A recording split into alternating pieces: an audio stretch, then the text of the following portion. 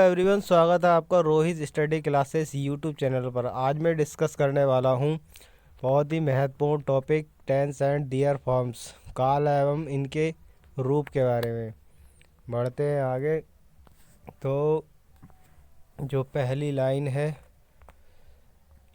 किसी कार्य या घटना के समय को व्यक्त करने के लिए वर्ब की अलग अलग फॉर्म्स का मतलब होता है अवस्था का प्रयोग किया जाता है, और टेंस में प्रयुक्त वर्ब की फॉर्म से ही हमें क्रिया के संपन्न होने का समय का बोध होता है, मतलब समय का ज्ञान होता है। अतः टेंस क्रिया के समय का बोध कराते हैं। टेंस का काम क्या होता है? क्रिया का जो टाइम होता है उसका ज्ञान कराना होता है। टेंस निम्नलिखित 3 प्रकार के होते हैं। सिंपल सी लैंग्वेज में, बिल्कुल सरल भाषा में, नंबर 1 प्रेजेंट टेंस, जिसे हिंदी में वर्तमान काल कहते हैं। नंबर 2 पास्ट टेंस, जिसे हिंदी में भूतकाल कहते हैं। नंबर 3 फ्यूचर टेंस, इसे हिंदी में भविष्य काल कहते हैं।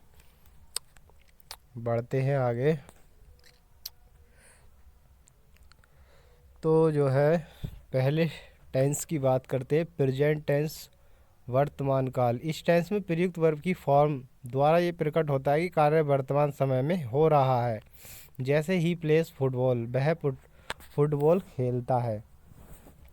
दूसरा वाक्य, सी सिंगिंग ए सॉन्ग, वह एक गीत गा रही है। तो दोनों ही वाक्यों से प्रेजेंट टेंस की बात हो रही है। प्रेजेंट टेंस निम्नलिखित 4 रूप होते हैं, और ये जो रूप है इंडेफिनिट, इसे सिंपल भी कहते हैं। Number 2 continuous, 3 perfect, 4 perfect continuous. तो ये ही रूप पास्ट टेंस के भी होते हैं और ये फ्यूचर टेंस के भी होते हैं।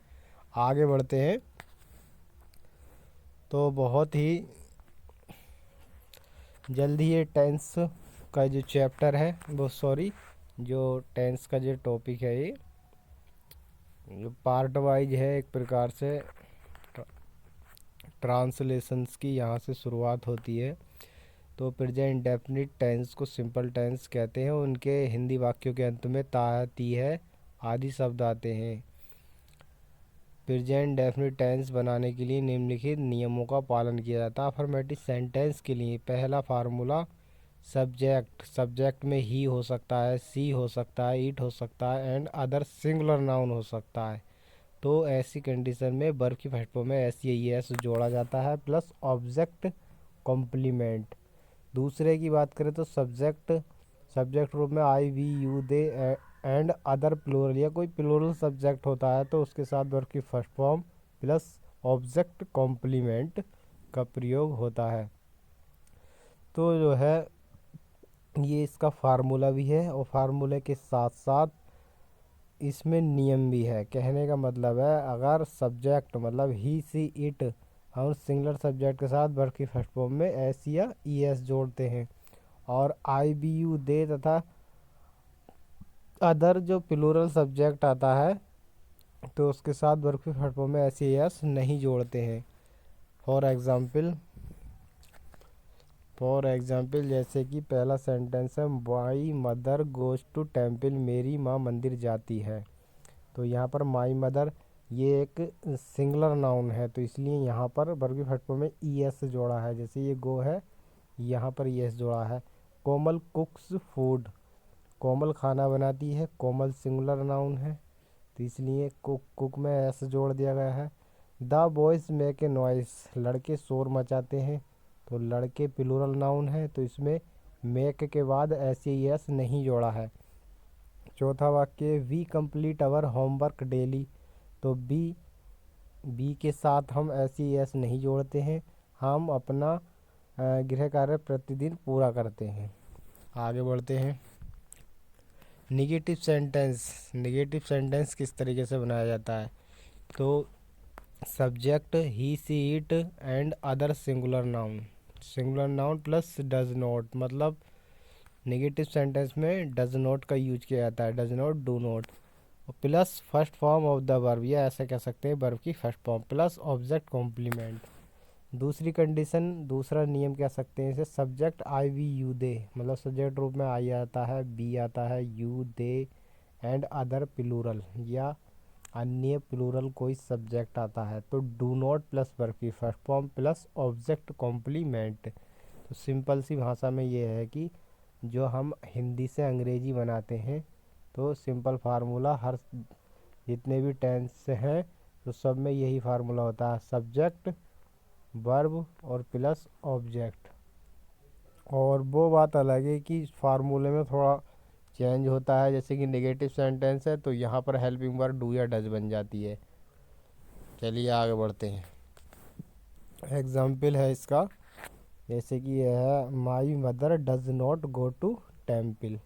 तो यहाँ पर ये थोड़ा सा संशोधन हुआ है, यहाँ पर मेरी माँ मंदिर नहीं जाती है, तो यहाँ पर ये डज नॉट, यहाँ पर डज नॉट का यूज हो रहा है। यहाँ पे ये डज नॉट, क्योंकि माई मदर एक सिंगुलर नाउन है और सिंगुलर नाउन के साथ डज नॉट का यूज होता है निगेटिव वाक्य में। आगे बढ़ते हैं। Komal does not cook food.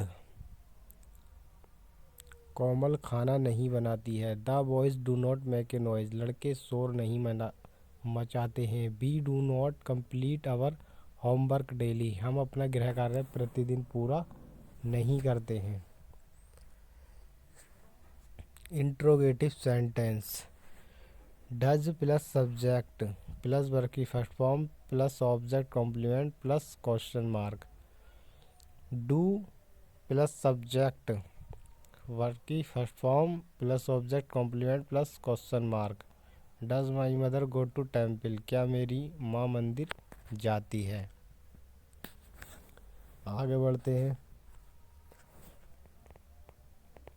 अगला वाक्य है डज कोमल कुक फूड। क्या कोमल खाना बनाती है। तो डज शुरू में आ गया हेल्पिंग वर्ब के रूप में। Do the boys make a noise. क्या लड़के शोर मचाते हैं। तो लड़के प्लूरल नाउन है तो हेल्पिंग वर्ब में डू आ गया। Do we complete our homework daily. क्या हम अपना कार्य प्रतिदिन पूरा करते हैं। तो यहाँ पर ये डू हेल्पिंग वर्ब में है, शुरू में आ गया क्योंकि वाक्य क्या से शुरू हो रहा है। आगे बात करते हैं इंट्रोगेटिव निगेटिव सेंटेंस के लिए। तो उसका फार्मूला या स्ट्रक्चर कह सकते हैं, does plus subject plus not plus verb की first form plus object complement plus question mark. Do plus subject plus not, मतलब कहने का मतलब है इंट्रोगेटिव निगेटिव सेंटेंस बनाने के लिए सब्जेक्ट के बाद नोट लगा देते हैं, प्लस वर्ब की first form plus object complement. पहले वाक्य की बात करें तो पहला जो उदाहरण है, does my mother not go to temple. तो यहाँ पर ये नोट जो आया है तो ये सब्जेक्ट के बाद आया, तो इंट्रोगेटिव नेगेटिव सेंटेंस में नोट को सब्जेक्ट के बाद रखा जाता है। Does Komal not cook food, तो पहले वाक्य का हिंदी अर्थ होता है क्या मेरी माँ मंदिर नहीं जाती है। दूसरा, does Komal not cook food, क्या कोमल खाना नहीं बनाती है। आगे बात करते हैं। तीसरा जो एग्जाम्पल है, do the boys not make a noise. क्या लड़के शोर नहीं मचाते हैं। Do we not complete our homework daily. क्या हम अपना गृह कार्य प्रतिदिन पूरा नहीं करते हैं। दोस्तों वीडियो आपको पसंद आई हो तो वीडियो को लाइक करें। मैं आज की वीडियो यहीं समाप्त करता हूँ, और भी प्रेजेंट इंडेफिनिट टेंस के यूज के बारे में अगली वीडियो में चर्चा की जाएगी। वीडियो को आप देखते रहिए। Thank you for watching this video.